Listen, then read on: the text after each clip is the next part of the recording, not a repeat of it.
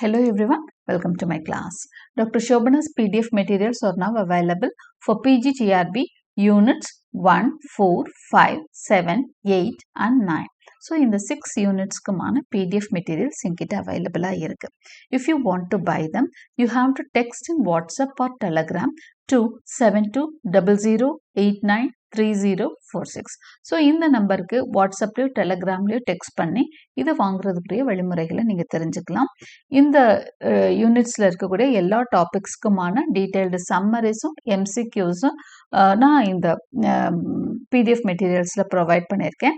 Besides தேவையான டாபிக்ஸ்க்கெல்லாம் figures of ஸ்பீச்சும் quotations with எக்ஸ்பிளனேஷன்ஸும் கொடுத்துருக்குறேன்.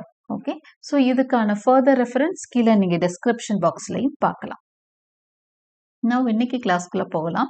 இன்னைக்கு நம்ம பார்க்க போற topic was written by Patrick White. Okay, இந்த டாபிக் பார்த்தீங்கன்னா யூனிட் 7B காமன்வெல்த் லிட்ரேச்சர்ல ப்ரிஸ்கிரைப் பண்ணப்பட்டிருக்கிற ஒரு டாபிக். Now let us get into the class. இன்னைக்கு பேட்ரிக் வைட் அந்த ஆத்தர் இன்ட்ரடக்ஷனோட நம்ம கிளாஸ்க்குள்ள போகலாம். Patrick White was born in 1912 and he lived up to 1990. He was a renowned Australian novelist and playwright. So Commonwealth literature நம்ம வந்து இந்த எதெல்லாம் வந்து ஒன்ஸ் காலனைஸ்ட் கண்ட்ரிஸாக இருந்ததோ அவங்கள பற்றி தான் நம்ம படிச்சுட்டு இருக்கோம். ஸோ காமன்வெல்த்னா அதுதான் நமக்கு தெரியும். ஸோ ஆஸ்திரேலியன் நாவலிஸ்ட் அண்ட் பிளேரைட்டான பேட்ரிக் வைட் பற்றி தான் நம்ம இந்த நாவலோட ஆத்தர் பேட்ரிக் வைட் பற்றி தான் இப்போ தெரிஞ்சிட்டு இருக்கோம். Is known for exploring deep themes like religion, personal identity and the struggles of visionary individuals in a materialistic society. So இவரோட ஒர்க்ஸ் வந்து ரிலிஜியஸாக இருக்கும். ஐடென்டிட்டி கிரைசிஸ், பர்சனல் ஐடென்டிட்டியை தேடி போகிறவங்க, தன்னை அறிந்து கொள்ள நினைக்கிறவங்க, ஸ்ட்ரகிள்ஸ் ஆஃப் விஷனரி இண்டிவிஜுவல்ஸ், ஒரு பெரிய குறிக்கோளோடு இருக்கிறவங்க வந்து இந்த மெட்டீரியலிஸ்டிக் வேர்ல்டில் ரொம்ப விஷனரியா இருக்கிறவங்க வந்து இந்த மெட்டீரியலிஸ்டிக் வேர்ல்டுல எவ்வளோ அன்ஃபிட்டா இருக்கிறாங்கன்றத பத்தி எல்லாம் பேசுறாரு இவரோட ஒர்க்ஸ்ல. Influenced by modernist writers like Joyce and Woolf, his complex style challenged traditional Australian realism. So இவரோட ஸ்டைல் வந்து ரொம்ப காம்ப்ளெக்ஸாக இருக்குது. மாடர்ன் ரைட்டர்ஸோட அந்த திங்கிங்கோட தான் எழுதியிருக்காரு. He was the only Australian to win the Nobel Prize in Literature in 1973. Okay, 1973 Nobel Prize for Literature win பண்ணியிருக்காரு. He is the only Australian to win Nobel Prize.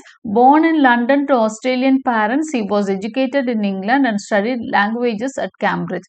லண்டன்ல பிறந்தாலும் சீக்கிரம் வந்து இவங்க ஆஸ்திரேலியாவுக்கு ஷிஃப்ட் ஆகுறாங்க. இந்த ஃபேமிலி பிறந்தது என்னவோ இவர் லண்டன் தான், பட் வெரி சூன் அவங்க ஃபேமிலி வந்து ஆஸ்திரேலியாவுக்கு போயிடுறாங்க.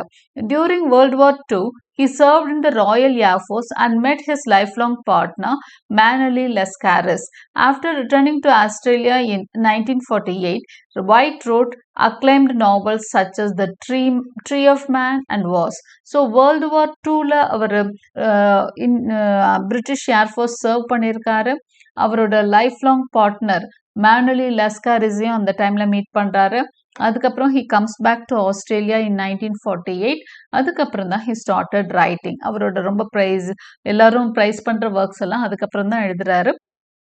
எந்த மாதிரி நாவல்ஸ் அப்படின்னா the Tree of Man, Voss எல்லாம் அதுக்கப்புறம் தான் எழுதுறாரு. He later became involved in activism supporting aboriginal rights, peace and the environment. So நமக்கு தெரியும் ஆஸ்திரேலியா வந்து செட்டிலர் கண்ட்ரி அப்படின்னு சொல்லுவாங்க. இங்கிலீஷ் பீப்புளெலாம் அங்கே போய் செட்டில் ஆனவங்க அந்த கண்ட்ரியை விட்டு கிளம்பல, அதனால அது செட்டிலர் காலனி அப்படின்னு சொல்லுவாங்க. இப்போ இந்தியாவிலலாம் பார்த்தீங்கன்னா அவங்க காலனைஸ் பண்ணாங்க, பட் என்ன பண்ணிட்டாங்க, கொஞ்ச நாளுக்கு அப்புறம் அவங்க they went back to their country. இங்கே ஃப்ரீடம் கிடைச்சோன்னா அவங்க கண்ட்ரிக்கு போயிடுறாங்க. ஆனால் ஆஸ்திரேலியாவில் அப்படி நிரந்தரமாக தங்கிட்டாங்க, அதனால அது செட்டிலர் காலனின்னு சொல்லுவாங்க. அப்படிப்பட்ட இங்கிலீஷ் பீப்புள் அங்கே போய் இருக்கிறப்போ அங்கே இருந்த நேட்டிவ்ஸ் இருக்காங்களே அபாரிஜன்ஸை விரட்டி விட்டுட்டு தான் அவங்களோட இடங்களையெல்லாம் ஆக்குபை பண்ணுறாங்க. ஆஸ்திரேலியா பார்த்தீங்கன்னா எல்லா இடமும் குடியிருக்க தகுந்த இடமே கிடையாது. ரொம்ப வில்டர்னஸ் இருக்கும். ரொம்ப ஒரு கரடுமுரடான ஒரு கான்டினென்ட் தான் வந்து ஆஸ்திரேலியா. வாழ தகுந்த மனிதர்கள் வாழ தகுந்த இடம்ன்றது வந்து ரொம்ப குறிப்பிட்ட இடங்கள் தான் ஆஸ்திரேலியாவில். அது அவ்வளோ பெரிய கான்டினென்ட். முக்கால்வாசி இடங்களை வந்து மனுஷன் வந்து அக்சஸ் பண்ண முடியாத மாதிரி தான் இருக்கும். அதுல இந்த ஒயிட் பீப்புள் போய் என்ன பண்றாங்க அப்படின்னு சொன்னா நல்ல இடங்கள்லாம் மோஸ்ட்லி அவங்க ஆக்குபை பண்ணிக்கிறாங்க. அபாரிஜின்ஸ் கொஞ்சம் கஷ்டமான இடங்கள்ல தான் தங்கி விரட்டி விட்டுடுறாங்க. அந்த நாட்டை சேர்ந்தவங்கள விரட்டுறாங்க. ஸோ அவங்களுக்காக குரல் கொடுக்கவும் ஆரம்பிக்கிறாரு நம்ம பேட்ரிக் வைட். ஓகே, அவங்களோட ரைட்ஸ், பீஸ், என்வயான்மெண்ட்காகலாம் பேசுறாரு. His major later works include the eye of the storm and the flaws in the glass. இதெல்லாம் அவரோட அடுத்த important works. White's learning and public life left a powerful legacy in Australian and global literature. So அவரோட writing வந்து அந்த Australian லிட்ரேச்சர்ல பெரிய தாக்கத்தை ஏற்படுத்தியிருக்கு. So now let us get into the novel introduction. இந்த வாஸ் அப்படிங்கிற நாவல் எதை பற்றியது அப்படிங்கிறத தெரிஞ்சுக்கலாம். It is a classic Australian novel. ரொம்ப கிளாசிக்கான நாவல், ரொம்ப எத்தனையோ பேர் புகழ்ந்த ஒரு நாவல் தான் Voss. It is written by Patrick White and first published in 1957. So 1957ல பப்ளிஷ் ஆன ஒரு novel. It tells the story of a determined German explorer name Johann Ulrich Voss, who sets out to cross the vast dangerous Australian continent in the 1840s. So இந்த கதையோட setting வந்து 1840ஸ்ல வச்சிருக்கிறார். அந்த காலகட்டத்தில் நடக்கிற மாதிரி கதையை வச்சிருக்கிறாரு. இந்த கதை யாரை பற்றியதுன்னா, இவர் இந்த வாஸ் அப்படிங்கிறது நேம். ஓகே, ஸோ யாரோட நேம்? இந்த கதையோட ப்ரொட்டகனிஸ்டோட பேர். அவரோட ஃபுல் நேம் பாருங்க, ஜோஹன் அல்ட்ரிச் வாஸ். வாஸ்ன்னு நம்ம கூப்பிடுறோம். ஸோ இந்த வாஸ் வந்து ஒரு ஜெர்மன் எக்ஸ்ப்ளோரராக இந்த ஸ்டோரியில் வராரு. அவர் என்ன பண்ணுறாரு அப்படின்னு சொன்னால், அவர் இந்த கதையில் என்ன பண்ணுறாருன்னா, he sets out to cross the vast dangerous Australian continent. நான் இப்போ சொல்லிட்டு இருந்தேன் இல்லையா, அந்த கான்டினென்ட் வந்து ரொம்ப வைல்டர்னஸ் உள்ள ஒரு கான்டினென்ட். நிறைய பகுதிக்குள்ள மனுஷன் போகவே முடியாது. பயங்கர டெசர்ட்டான பகுதி, புல் பூண்டு கூட இருக்காது. ஸோ அந்த மாதிரி அந்த கான்டினென்ட்டை கிராஸ் பண்ணுறது, அதுக்குள்ளே போகிறதுனா ரொம்ப ரிஸ்கான ஒன்று. இன்னொன்று, அபாரிஜின்ஸ் எல்லாம் வேற அந்த மாதிரி வைல்டான பகுதியில் இருக்கிறாங்க. ஏன்னா இவங்கெல்லாம் நல்ல இடங்களை எடுத்துட்டு அவங்களெல்லாம் தள்ளி வச்சிருக்காங்க. அந்த மாதிரி இடங்களுக்குள்ள தான் அபாரிஜின்ஸ் இப்போ வாழ்ந்துட்டு இருக்காங்க. ஸோ அவங்க என்ன பண்ணுவாங்க, இவங்களை வந்து இப்படி தனியெல்லாம் பார்த்தா இவங்களுக்கு ரிஸ்க். ஸோ அந்த மாதிரி ஒரு ஆஸ்திரேலியன் கான்டினென்ட் வந்து அவ்வளோ அங்கே உள்ள இருக்க அந்த குறிப்பிட்ட பகுதிகளை தவிர மற்ற இடங்கள்லாம் மனுஷங்க உள்ள நுழைய முடியாத மாதிரி இருக்கு. ஸோ அப்படி ஒரு கான்டினென்ட்டை வந்து அல்ட்ரிச் வாஸ் என்ன பண்ணுறாரு அப்படின்னு சொன்னால், he wants to cross. Okay, அந்த கான்டினென்ட்டை நிறைய பேர் இந்த ரிஸ்கான அட்வென்ச்சர்ஸ் எடுப்பாங்க இல்லையா, அந்த மாதிரி ஒரு கேரக்டர் தான் was. So he wants to cross the continent in 1840s. Alongside this journey of exploration, the novel also follows the emotional and spiritual connection between Wass and a young woman called Laura Trevelyan. So இந்த கதையில ஒரு ஹீரோயினும் இருக்காங்க, அவங்க பேர் Laura ட்ரெவல்யன். So நம்ம protagonist John was, அல்ட்ரிச் was பார்த்தீங்கன்னா, அவர் முக்கால்வாசி டைம் அவர் வந்து இதுக்குள்ளே தான் போகிற மாதிரி இருக்கும். கான்டினென்ட் அந்த எக்ஸ்ப்ளோரராக தான் நம்ம பார்க்குறோம். பட் அவரோட லவ்வர் பார்த்தீங்க அப்படின்னா சிட்னியில் தான் இருப்பாங்க, அந்த சிட்டிக்குள்ளே தான் இருக்கிறாங்க. பட் ஸ்டில் அவங்களுக்குள்ள ஒரு நல்ல ஒரு இமோஷனல் லவ் இருக்கும். இமோஷனல் லவ் அப்படிங்கிறத விட அது ஒரு ஸ்பிரிச்சுவல் லவ். எப்படின்னா, அவங்க ஒரு தடவை தான் ஒரு தடவை 2 தடவை தான் ஆரம்பத்தில் மீட் பண்ணுறாங்க. ஆனால் அதுக்கப்புறம் பார்த்தீங்க அப்படின்னு சொன்னால் 2 பேரும் வேற வேற இடத்துல இருக்காங்க. ஆனால் அவங்க ஒரு ட்ரீம் விஷனரி மூலமாக 2 பேருக்குமான அந்த ஸ்பிரிச்சுவல் ஜேர்னி இருந்துக்கிட்டே தான் இருக்கும். Equal, they love each other, அந்த மாதிரி போயிட்டு இருக்கும். ஒரு ஸ்பிரிச்சுவலான ஒரு கனெக்ஷன் அது. Based loosely on the real life explorer Ludwig Leichhardt, a German explorer, was explores themes like human ambition, isolation, and power of love, and the clash between European and indigenous cultures. So இந்த கதை பார்த்தீங்க அப்படின்னு சொன்னால், of course இது இந்த story ஒரு real life story. Okay, it is a real life story அப்படின்னு சொல்கிறாங்க. இந்த கதையை வந்து லுட்விக் லைச்சார்ட் அப்படின்னு ஒருத்தர், ஒரு எக்ஸ்ப்ளோரர், இவரும் வந்து ஜெர்மன் எக்ஸ்ப்ளோரர் தான், ஒரு ரியல் லைஃப்பில் வாழ்ந்தவர் தான் லுட்விக் லைச்சார்ட். இவரோட இந்த எக்ஸ்ப்ளோரேஷன் அதை மையப்படுத்தி தான் இந்த கதையை வந்து எழுதியிருக்காரு. அவரும் இப்படி தான் ஆஸ்திரேலியன் கான்டினென்ட்டுக்கு வர்றாரு, எக்ஸ்ப்ளோர் பண்ண போகிற இடத்துல இறந்துடுறாரு. ஸோ அதை பேஸ் பண்ணி தான் இந்த வாஸ் எழுதப்பட்டது. வாஸ்லையும் என்ன மாதிரி தீம்ஸ் எல்லாம் கதை வந்து லூஸாக அந்த எக்ஸ்ப்ளோரர் லுட்விக் லைச்சார்ட்டை பேஸ் பண்ணி எழுதப்பட்ட கதை தான். ஆனால் வாஸில் வந்து இன்னும் நிறைய தீம்ஸ் டிஸ்கஸ் பண்ணுறாரு ஆத்தர். நிறைய கிறிஸ்டியானிட்டி சிம்பிளிசம் எல்லாம் நிறைய டீல் பண்ணியிருப்பாரு. அப்புறம் ஹியூமன் ஆம்பிஷன், ஐசோலேஷன், ஏன்னா மனுஷனோட அந்த ஆசை, அந்த கோல், அவன் செட் பண்ணுற கோல், தனிமை அவனை எவ்வளோ படுத்துது. அப்புறம் இந்த power of life, Christian symbolism ரொம்ப முக்கியமான விஷயமா அது இருக்கு. கிறிஸ்டியன் சிம்பாலிசம் நிறைய இடத்துல அப்படியே தெரிச்சு விட்டுருக்கிறாரு. And the clash between European and indigenous cultures. Indigenous cultures அதாவது அந்த அபாரிஜன்ஸ்க்கும் அந்த வெஸ்டர்ன் கல்ச்சருக்குமான டிஃப்ரென்ஸ் இது எல்லாமே இந்த நாவலில் டிஸ்கஸ் பண்ணியிருக்காரு. Attempts to cross the continent inspired a fictional genre called the bush novel.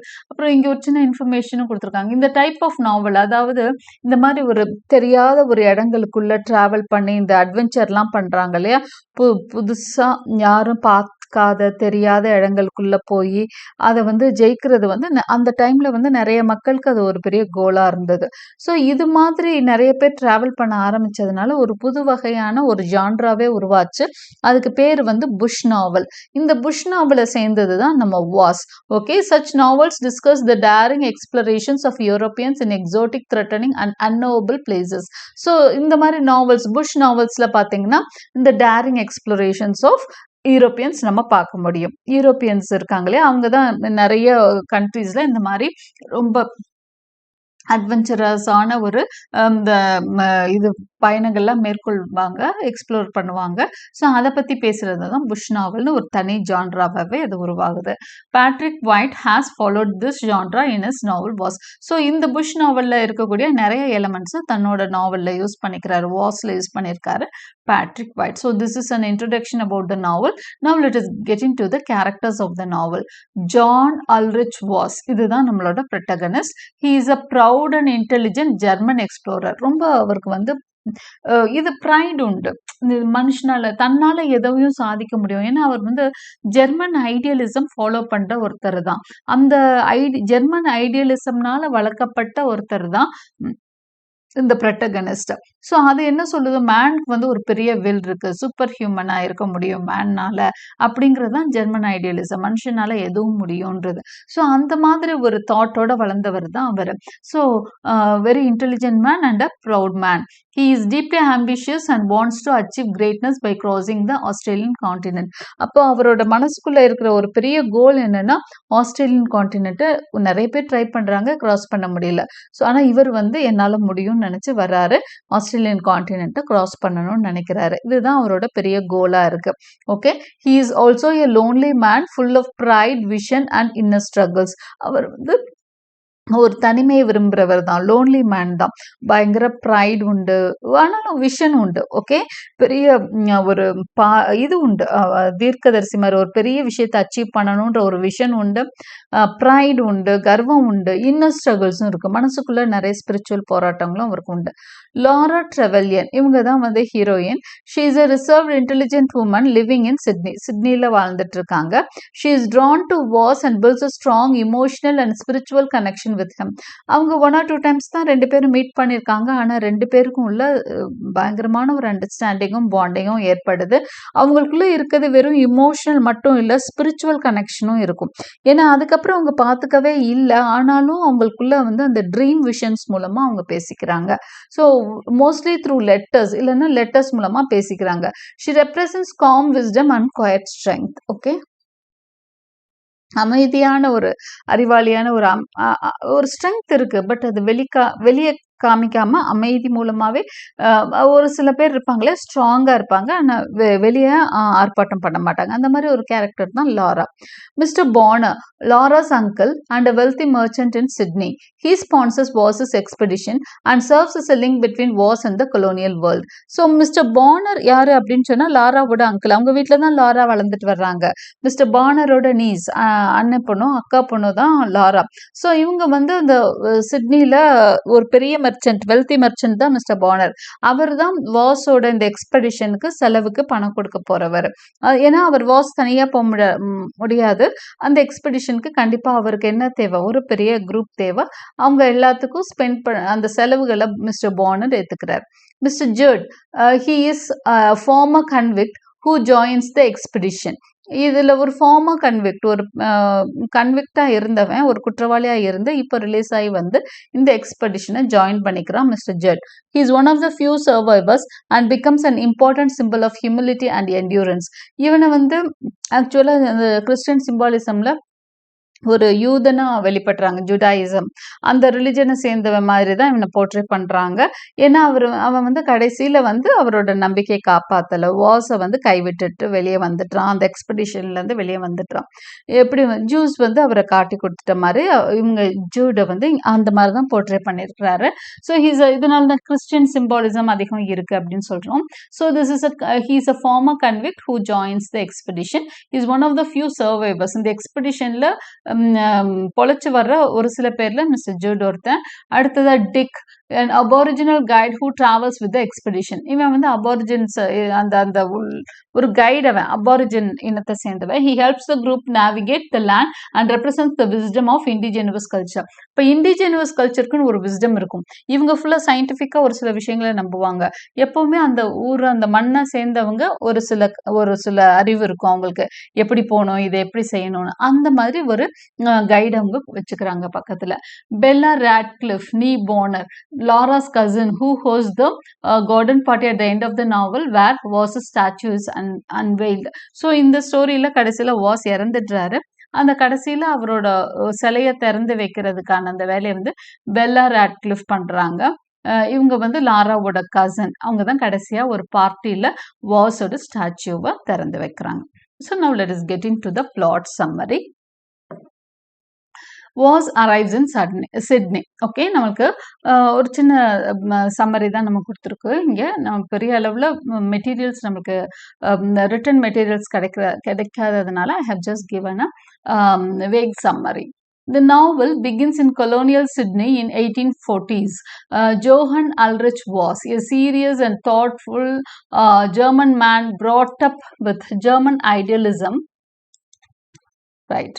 So, நாவலோட அந்த பீரியட் பாருங்க 1840s அப்படின்னு சொல்லியாச்சு. கொலோனியல் சிட்னி, அதாவது இங்கிலீஷ் பீப்புள் வந்து சிட்னியில இருந்துட்டு இருந்த பீரியட். அதுக்கப்புறம் அவங்களே இங்கிலீஷ் பீரியடு அவங்க கிட்ட இந்த என்ன வாங்கிக்கிறாங்க, இண்டிபெண்டன்ஸ் வாங்கிக்கிறாங்க. எப்படி அமெரிக்காவில் போய் இருந்துட்டு இங்கிலாந்துல இருந்து ரூல் பண்ணிட்டு இருக்காங்க, அப்புறம் தேவையில்லைன்னு அமெரிக்கன் இண்டிபெண்டன்ஸ் வருது. அது மாதிரி தான் ஆஸ்திரேலியாவும் வந்து ஒரு காலகட்டத்தில் அவங்க மதர்லேண்டு தான் அவங்கள டாமினேட் பண்ணிட்டு இருந்தது. அதுக்கப்புறம் அவங்க என்ன பண்ணிட்டாங்க, ஃப்ரீ கண்ட்ரியா மாறிட்டாங்க. ஸோ இந்த காலகட்டம் பார்த்தீங்க அப்படின்னு சொன்னா கொலோனியல் பீரியட்.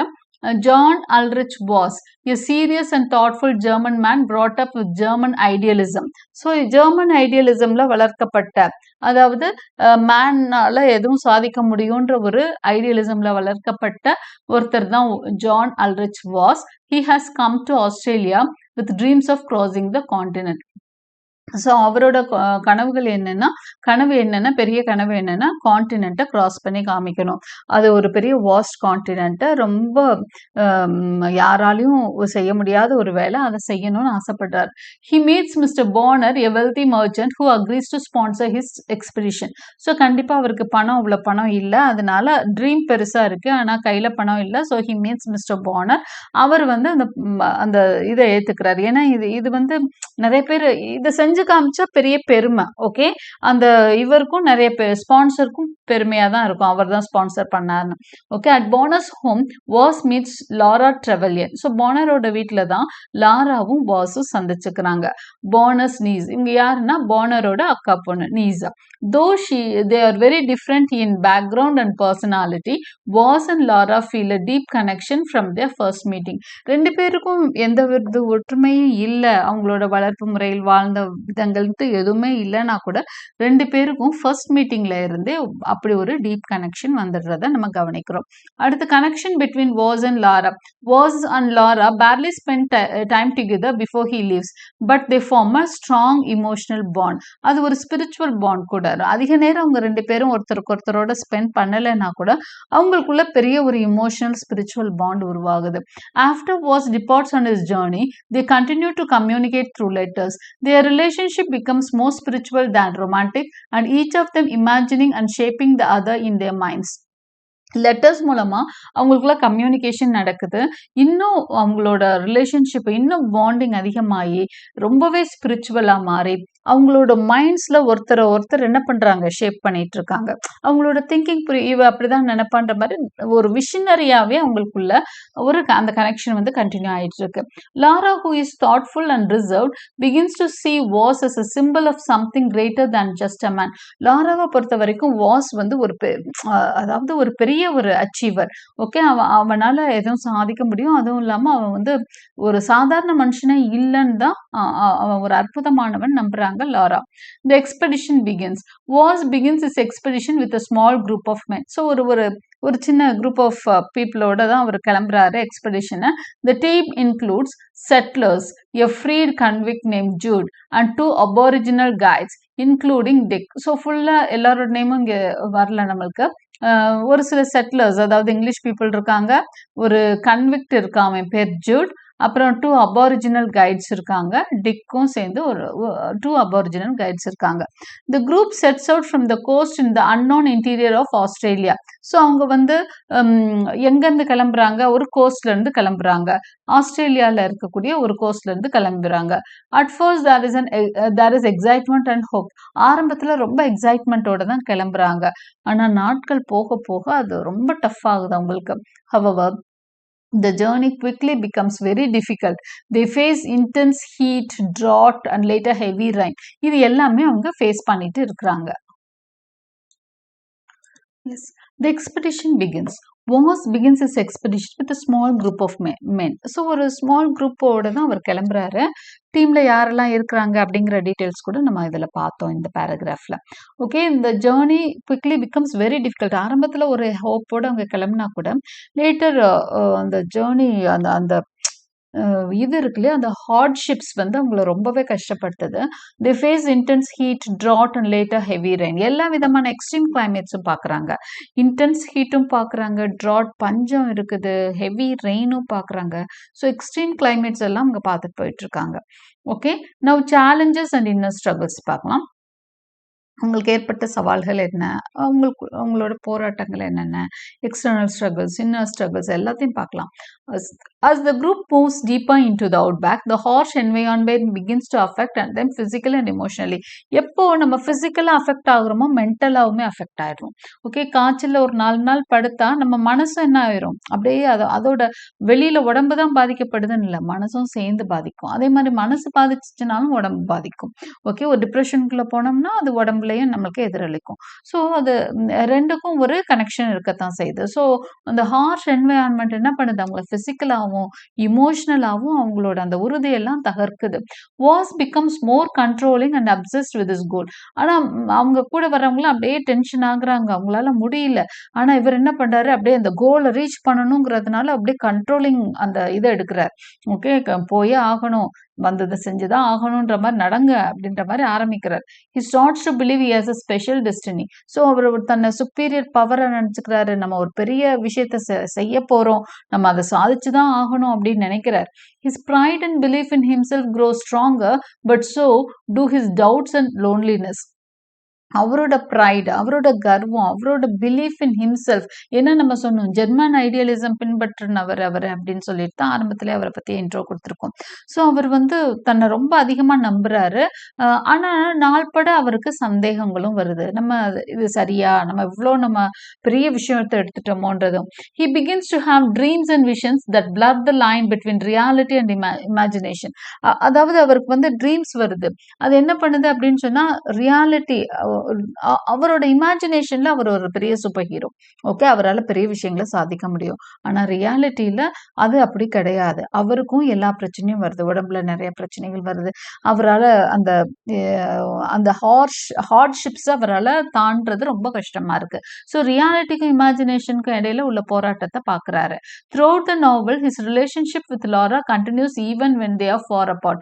அப்போ நாவல் ஃபுல்லா இன்னொரு விஷயம் நம்ம கவனிக்க வேண்டியது என்னன்னா, இவருக்கும் லாராக்கும் உள்ள அந்த கனெக்ஷன். ஓகே, அந்த ஸ்பிரிச்சுவல் பாண்டிங்.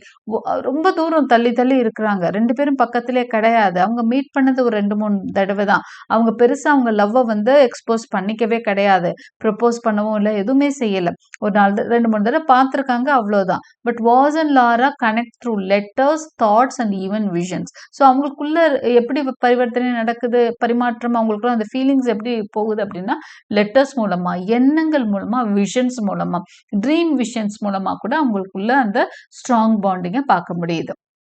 அப்படி ஒரு லவ்வர்ஸா தான் அவங்க இருக்காங்க. This connection becomes important as both struggle with their own inner journeys. ஏன்னா இந்த கனெக்ஷன் அவங்களுக்கு ரொம்ப தேவைப்படுது. 2 பேரும் ஒருத்தர் கனெக்ட் ஆகுறாங்க. ஏன்னா 2 பேருக்கும் இன்னர் ஸ்ட்ரகிள்ஸ் இருக்குது. ஓகே. லாராவாலையும் பெருசா அவங்களோட லைஃப்ல வந்து என்ன பண்ண முடியல. அந்த சாதாரண மெட்டீரியலிஸ்டிக் வேர்ல்டுல அவங்களாலையும் சாதாரணமான வாழ்க்கை வாழ முடியல. அவரும் வந்து ஒரு பெரிய கோலோட இருக்காரு.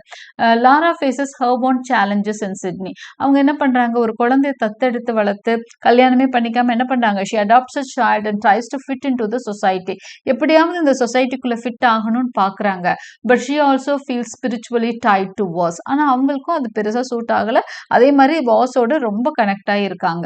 தோ separated, both of them are on inner journeys of self discovery and emotional struggles. So 2 பேருமே செப்பரேட்டடா இருந்தாலும் inner journeys of self discovery, தன்னைத்தானே அறிந்து கொள்ளுதல், இந்த மாதிரி செல்ஃப் டிஸ்கவரியில 2 பேருமே சேர்ந்து போயிட்டு இருக்கு, டிராவல் பண்றாங்க அப்படிங்கிறது நமக்கு புரியுது. அவங்க வந்து 2 பேருமே அவங்கள அறிஞ்சு கொள்ள ட்ரை பண்றாங்க. அண்ட் இமோஷனல் ஸ்ட்ரகிள் அவங்களுக்குள்ள இருக்கிறதையும் நம்ம பார்க்குறோம். Break down and tragedy. இந்த சப்டைட்டில் என்ன தெரிஞ்சுக்கிறோம்னா, இந்த expedition splits into smaller group. So அந்த ஹார்ட்ஷிப்ஸ் பற்றி தான் என்ன படிச்சுட்டு இருக்கோம். And things go from bad to worse. அதாவது கஷ்டம் வந்து சரியாகலை, பேட்ல இருந்து வேர்ஸ் ஆகுது அவங்களோட அந்த hardships. There are tensions between the men, vile and sickness and deaths. ஏன்னா ஒரு இடத்துல வந்து சாப்பாடு இல்லை, ஒரே பிரச்சனையா இருக்குன்னா அவங்களுக்குள்ளேயே என்ன வந்துடுது அப்படின்னு சொன்னா சண்டைகள்லாம் வருது. கான்ஃப்ளிக்ட்ஸ் வித் இண்டிஜினஸ், அவங்களுக்குள்ள மட்டும் இல்ல, அங்க அபாரிஜன்ஸ், இண்டிஜினஸ் பீப்புள் இருக்காங்க இல்லையா, ஆதிவாசிகள் மாதிரி ட்ரைபல் பீப்புள், அவங்க கூடயும் சண்டை வருது. It also occurs showing the deep cultural divide between the settlers and the native people. ஏன்னா கண்டிப்பா இவங்க எப்படி அவங்கள ஏத்துக்கலையோ அதே மாதிரி அவங்களும் இவங்களை கண்டா ஏத்துக்கிறது இல்லை. ஸோ அவங்க வந்து இவங்களை கண்டா அவங்க என்ன பண்றாங்க, they come for fighting. Okay, சண்டைக்கு தான் வராங்க. ஸோ அந்த 2 கல்ச்சுரல் டிவைடும் பார்க்க முடியுது, 2 மக்களுக்கும் இடையில உள்ள அந்த பிரிவையும் பார்க்க முடியுது. Voss's health and mind slowly decline. அவரோட ஹெல்த் ஆகட்டும் மைண்ட் ஆகட்டும் ரெண்டுமே சீர்குலைஞ்சிட்டு இருக்குது. He becomes weaker both physically and spiritually. So பிசிக்கலாகவும் வீக் ஆகுறாரு வாஸ், ஸ்பிரிச்சுவலா மென்டலாகவும் வீக் ஆகுறாரு. He eventually dies in the desert far from the world he knew, consumed by his dream and isolation. அவர் வந்து டெசர்ட்ல அந்த வெல்டர்னஸ்ல அவர் இறந்து போறார். ஓகே. ஸோ இந்த கதை பார்த்தீங்க அப்படின்னு சொன்னா, ஸோ இந்த எண்ட் ஆஃப் த ஜேர்னிக்கு அப்புறம் இந்த ஸ்பிரிச்சுவல் இது நான் வச்சுக்கலாம், small adjustment. Okay.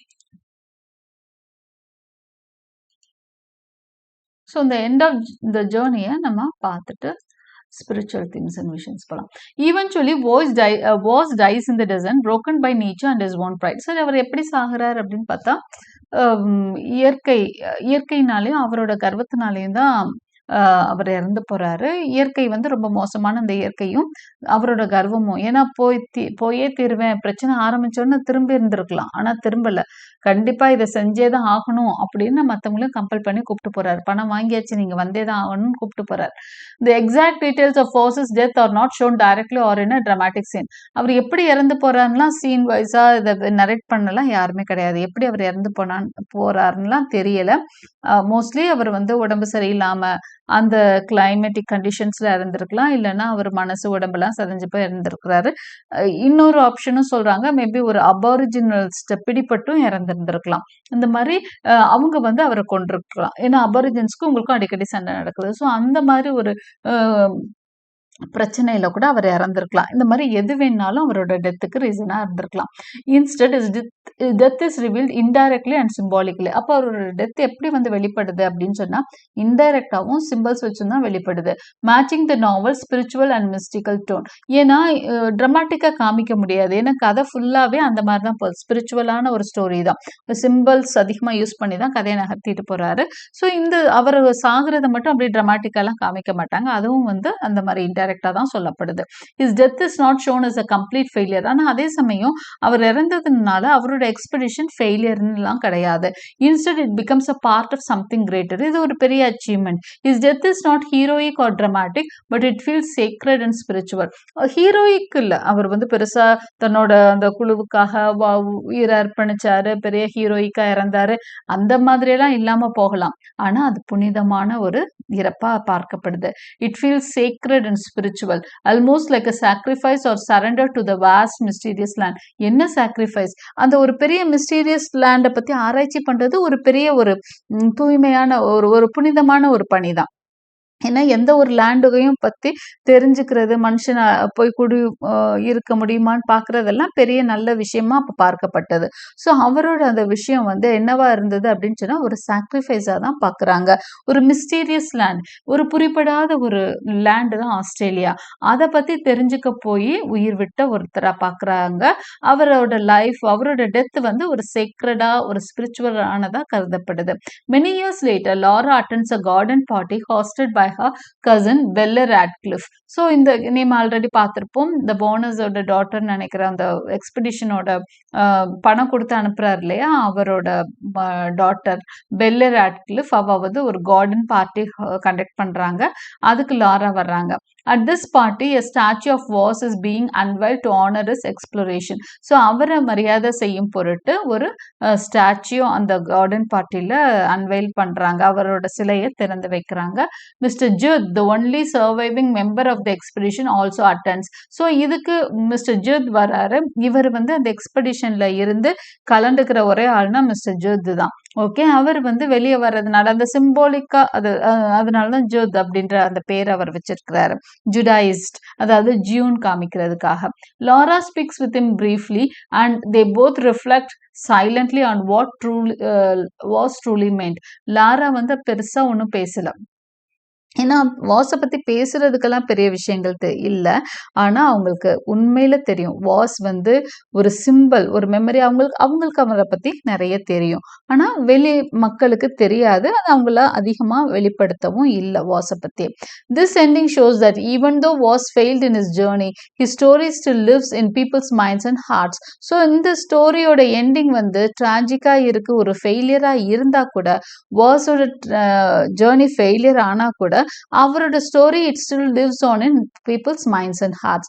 His statue stands, but it is Laura and Judd who understands the real complex man behind the stone image. ஒரு ஸ்டோன் இமேஜ் அவருக்கு வைக்கலாம். ஆனா அந்த ஸ்டோன் இமேஜுக்கு பின்னாடி இருக்க உண்மையான மனிதன் அறிந்தவங்க 2 பேர் தான், லாராவும் ஜுடும். Okay, then spiritual themes and visions of the play of the novel பார்த்தீங்கன்னா, இந்த novel is not just about exploration. ஒரு எக்ஸ்ப்ளோரேஷன் பற்றிய நாவல்னு மட்டும் இதை வந்து ஒதுக்கி வச்சிட முடியாது. Okay, it also explores spiritual questions. ஆன்மீக சம்பந்தமான நிறைய கேள்விகளை வந்து இந்த ஸ்டோரி வந்து எழுப்புது. Who are we, can we control nature, what is love, இந்த மாதிரி விஷயங்கள். அதாவது நம்மளுக்கு தெரிஞ்ச விஷயங்கள் இல்லாம நம்மளுக்கு மனுஷன் வந்து நிறைய காலமா தெரிஞ்சுக்கணும்னு நினைக்கிற விஷயங்கள். மனுஷன் யாரு, எங்க இருந்து வரான், கேன் வி கண்ட்ரோல் நேச்சர், நம்மளால இயற்கையை கட்டுப்படுத்த முடியுமா, லவ்ங்கிறது உண்மையிலே என்ன. ஏன்னா வாஸ்க்கும் லாராக்கும் இருக்க லவ் வந்து கம்ப்ளீட்டா டிஃப்ரெண்டான ஒரு லவ்வா பாக்குறோம். இந்த மெட்டீரியலிஸ்டிக் வேர்ல்டுல நம்ம பாக்குற லவ்ல இருந்து ரொம்ப வேறுபட்டது தான் லாராக்கும் வாஸ்க்குமான ஒரு love. Was has many strange visions during his journey. He dreams of Laura and sees events that may be happening far away. So அவரோட அந்த இதுல வந்து ஹார்ட்ஷிப்ஸ்ல அவர் பார்த்த நிறைய விஷயங்கள் வித்தியாசமா இருக்கு. These visions mix the real and mystical. என்ன மாதிரி விஷன்ஸ் அப்படின்னு சொன்னா, ரியல் மாதிரியும் தெரியும், மிஸ்டிக்கலாவும் இருக்கும். ஒரு மிஸ்டிக்கல் அப்படிங்கிறப்போ இந்த இடத்துல வந்து கடவுள் சம்பந்தப்பட்ட விஷயங்களா, ஸ்பிரிச்சுவலாவும் இருக்கும். At the same time Laura also had visions of Voss and feels his presence. எப்படி அவங்க வந்து வாஸ் வந்து லாராவை ஃபீல் பண்றாரு விஷன் மூலமா, அதான் ரியலிஸ்டிக்காவும் இருக்கு, மிஸ்டிக்கலாவும் இருக்கு. அதே மாதிரி லாராக்கும் விஷன்ஸ் வருது, வாஸோட பிரசன்ஸை ஃபீல் பண்ற மாதிரி. The novel uses these visions to show that human connection and understandings go beyond words and time. ஏன்னா இந்த நாவல் வந்து இந்த விஷன்ஸ் மூலமா என்ன சொல்ல வருது அப்படின்னா, ஹியூமன் ஒருத்தரோட ஒருத்தர் வந்து நேரா பார்த்து தான் கனெக்ட் ஆகணும்னு கிடையாது. ஒரு நல்ல அண்டர்ஸ்டாண்டிங் 2 பேருக்கு இடையில இருந்தா, it can go beyond words and time. நேரா பிரசன்ஸ் தான் முக்கியம்னு இல்ல. அது அது இல்லாமலே நெறைய பேர் என்ன பண்ணுவாங்க, அந்த எண்ண ஓட்டத்திலேயே சேர்ந்து வாழ்வாங்கன்ற விஷயங்கள்லாம் கூட இந்த ஸ்டோரியில சொல்லியிருக்கிறாரு. சிம்பாலிசம் முக்கியமான ஒரு விஷயமா அந்த கதையில போகுது. The novel uses extensive religious symbolism. Verses compared repeatedly to God, Christ and the devil. காடோடையும் கம்பேர் பண்ணப்படுறாரு, கிரைஸ்டோடையும் கம்பேர் பண்ணப்படுறாரு, டெவிலோடையும் கம்பேர் பண்ணப்படுறாரு. Voss like Christ, he goes into the desert. He is the leader of men and he tends to the sick. So Christ மாதிரி என்ன பண்றாரு, டெசர்ட்குள்ள போறாரு, அந்த குரூப்க்கு லீடரா இருக்கிறாரு, அந்த உடம்பு முடியாத போனவங்களை எல்லாம் டென்ட் பண்றாரு. Voss and Laura have a meeting in the garden prior to his departure that could be compared to the garden of Eden. Okay, அது இந்த இடத்துல வந்து கார்டன் ஆஃப் ஈடனை வந்து வாஸ் அண்ட் லாரா ஒரு கார்டன்ல மீட் பண்ற விஷயத்தோட கம்பேர் பண்றாங்க. A metaphysical thread unites the novel. Voss and Laura are permitted to communicate through visions. இந்த விஷயங்கள் மெட்டாபிசிக்கல்னா நாட் மெட்டீரியல். ஓகே, இந்த உலகத்துல பார்க்காத ஒரு சில விஷயங்கள் கூட நாவல்ல தெரியுது. வாஸ்க்கும் லாராக்கும் இடையில வந்து எப்படின்னா லெட்டர்ஸ் மட்டும் இல்ல, விஷன்ஸ் மூலமாவும் அவங்க என்ன பண்றாங்க, கம்யூனிகேட் பண்றாங்க. White presents the desert as akin to the mind of a man. Okay, டெசர்ட்டை வந்து ஒயிட் யாரோட எதோட கம்பேர் பண்றாருன்னா மனுஷனோட மனசோட கம்பேர் பண்றாரு. எப்படி அந்த ஆஸ்திரேலியாவோட டெசர்ட் அவ்வளோ வாஸ்டா இருக்கும், போக போக வந்துகிட்டே இருக்கும், அது மாதிரி மனுஷனோட மனசு என்ன பண்ண முடியாது அப்படின்னு சொன்னா இதுதான் இப்படித்தான் சொல்ல முடியாது. It is very vast, it is like a desert அப்படின்னு சொல்லி கம்பேர் பண்ற மாதிரி பார்க்கலாம். அந்த a blank landscape in which pretensions to godliness are brought asunder. In Sydney, Laura's adoption of the orphaned child Mercy represent godliness through a pure form of sacrifice. அதே சமயம் சிட்னில Laura வந்து ஒரு சைல்டை வந்து ஒரு ஆர்ஃபன் சைல்டை அடாப்ட் பண்றாங்க, அதையும் ஒரு சாக்ரிஃபைஸா, ஒரு பியூர் ஃபார்ம் ஆஃப் சாக்ரிஃபைஸா பார்க்கலாம். ஸோ இதெல்லாம் சிம்பிள்ஸா பார்க்குறோம் நம்ம இந்த நாவல்ல. There is a continual reference to duality in the traveling party with a group led by Voss and a group led by Jude, eventually dividing after the death of the unifying agent Mr. Palfreyman. So இதில் பார்த்தீங்க அப்படின்னு சொன்னால் இந்த பார்ட்டிக்குள்ளேயே 2 பிரிவாக இருக்கு. ஒரு குரூப்பை வந்து வாஸ் லீட் பண்ணார்னா ஜூட் வந்து நம்ம பார்த்தோம் இல்லையா, ஜூட் வந்து ஒரு வில்லன் மாதிரி தான் அவர் போர்ட்ரே பண்ணுறாங்க. ஸோ அவர் வந்து வில்லன்றதை விட ஜுடாயிஸ்ட் அந்த அவரை காட்டி கொடுக்குற மாதிரி அவருக்கு எதிராக திரும்புகிற ஒருத்தனா பார்க்குறோம். Okay, so the intellect and pretensions to godliness of Mr. Voss are compared unfavorably with the simplicity and earthliness of the okay இதெல்லாம் நம்ம கொஞ்சம் ஸோ இந்த அளவுக்கு போதும் நீங்க தெரிஞ்சுக்கிட்டீங்கன்னா. So Jude வந்து he is compared to the people who were against Christ. Okay, இந்த இடத்துல ஜூட வந்து ஜுடாயிசம் அப்படிங்கிற அந்த சிம்பிளோட நம்ம லிங்க் பண்ணிக்கலாம். The spirituality of Australia's indigenous people also infuses the sections of the book set in the desert. Okay, இவங்களோட spirituality மட்டும் இல்லை, ஆஸ்திரேலியன் இண்டிஜினஸ் பீப்புளோட ஸ்பிரிச்சுவாலிட்டி பற்றியும் நம்ம இந்த நாவலில் நம்ம தெரிஞ்சுக்க முடியுது. மேஜர் தீம்ஸ் அண்ட் இன்சைட்ஸ்ன்னு பார்த்தீங்கன்னா exploration of the land and the self.